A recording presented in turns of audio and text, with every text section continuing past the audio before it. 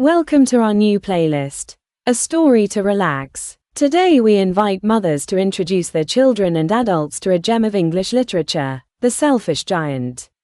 We appreciate the great welcome you have given to our channel, and we invite you to share our work with your family and group of friends, as well as to tell us your suggestions for improving every day.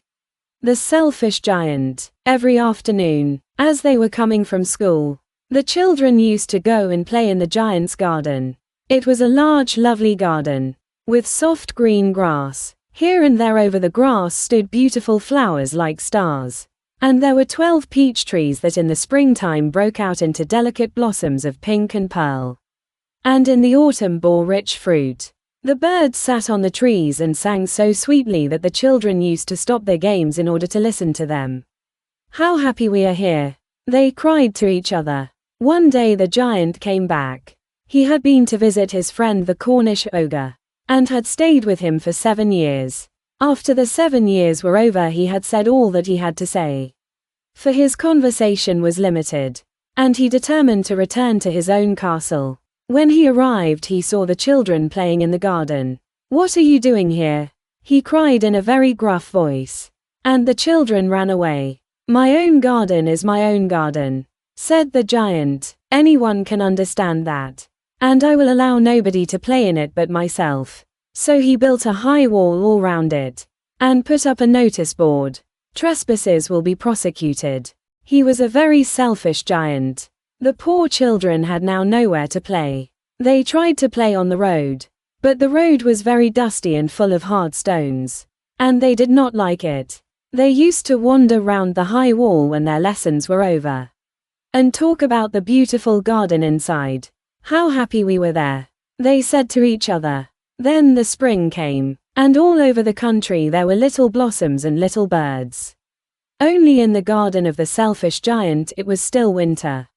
The birds did not care to sing in it as there were no children, and the trees forgot to blossom. Once a beautiful flower put its head out from the grass, but when it saw the notice board it was so sorry for the children that it slipped back into the ground again, and went off to sleep. The only people who were pleased were the snow and the frost. "Spring has forgotten this garden," they cried, "so we will live here all the year round." The snow covered up the grass with her great white cloak, and the frost painted all the trees silver. Then they invited the north wind to stay with them. And he came. He was wrapped in furs, and he roared all day about the garden, and blew the chimney pots down. "This is a delightful spot," he said. "We must ask the hail on a visit." So the hail came. Every day for 3 hours he rattled on the roof of the castle till he broke most of the slates. And then he ran round and round the garden as fast as he could go.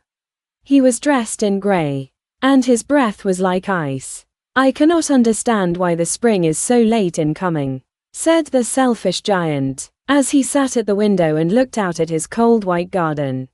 "I hope there will be a change in the weather." But the spring never came, nor the summer. The autumn gave golden fruit to every garden, but to the giant's garden she gave none. "He is too selfish," she said. So it was always winter there, and the north wind, and the hail, and the frost, and the snow danced about through the trees. One morning the giant was lying awake in bed when he heard some lovely music. It sounded so sweet to his ears that he thought it must be the king's musicians passing by. It was really only a little linnet singing outside his window. But it was so long since he had heard a bird sing in his garden that it seemed to him to be the most beautiful music in the world. Then the hail stopped dancing over his head, and the north wind ceased roaring, and a delicious perfume came to him through the open casement. "I believe the spring has come at last," said the giant, and he jumped out of bed and looked out. What did he see? He saw a most wonderful sight. Through a little hole in the wall the children had crept in, and they were sitting in the branches of the trees. In every tree that he could see there was a little child. And the trees were so glad to have the children back again that they had covered themselves with blossoms, and were waving their arms gently above the children's heads. The birds were flying about and twittering with delight, and the flowers were looking up through the green grass and laughing. It was a lovely scene. Only in one corner it was still winter. It was the farthest corner of the garden. And in it was standing a little boy. He was so small that he could not reach up to the branches of the tree. And he was wandering all round it, crying bitterly. The poor tree was still quite covered with frost and snow. And the north wind was blowing and roaring above it. "Climb up, little boy," said the tree, and it bent its branches down as low as it could. But the little boy was too tiny. And the giant's heart melted as he looked out. "How selfish I have been," he said. "Now I know why the spring would not come here. I will put that poor little boy on the top of the tree. And then I will knock down the wall. And my garden shall be the children's playground forever and ever." He was really very sorry for what he had done. So he crept downstairs and opened the front door quite softly, and went out into the garden. But when the children saw him, they were so frightened that they all ran away. And the garden became winter again. Only the little boy did not run, for his eyes were so full of tears that he died not see the giant coming. And the giant stole up behind him and took him gently in his hand, and put him up into the tree. And the tree broke at once into blossom. And the birds came and sang on it. And the little boy stretched out his 2 arms and flung them round the giant's neck, and kissed him. And the other children, when they saw that the giant was not wicked any longer, came running back. And with them came the spring.